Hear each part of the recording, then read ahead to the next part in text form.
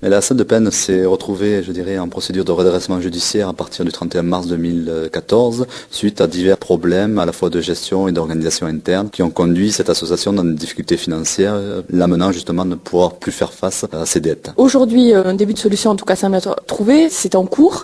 Alors, effectivement, c'est une solution que l'on propose qui va être faite par notre nouvelle association UNAPI de Serres et du Brûlois, née de la fusion entre les associations de Pujol, La Roque-Timbaud, Saint-Morin, Beauville et Saint-Nicolas de la Balerme, qui a proposé une offre de reprise de l'activité et des aides à domicile pour rassurer ses usagers et ses bénéficiaires. Il n'y aura pas de discontinuité du service et au contraire, on veut renforcer la qualité du service de cette association-là. Si l'offre de reprise est acceptée par le tribunal le 27 juin, les usagers pourront garder leurs mêmes aides à domicile. Pour eux, il n'y aura pas de changement concret. Effectivement, à partir du 1er juillet, si l'offre est acceptée, les aides à domicile seront conservées, les usagers bénéficieront toujours des mêmes prestations avec les mêmes aides à domicile et le projet de ces mutualisations, c'est de répondre aux attentes des usagers et revenir sur notre cœur de métier. Donc il y a une gestion qui sera différente avec un organigramme un petit peu modifié. Mais pour les difficultés financières, là aussi, ça va être réglé. Oui, il y avait plusieurs difficultés financières, à la fois sur le côté mandataire. Donc là, l'UNA 47 s'est engagé déjà à rembourser les dettes du mandataire par rapport à l'URSSAF.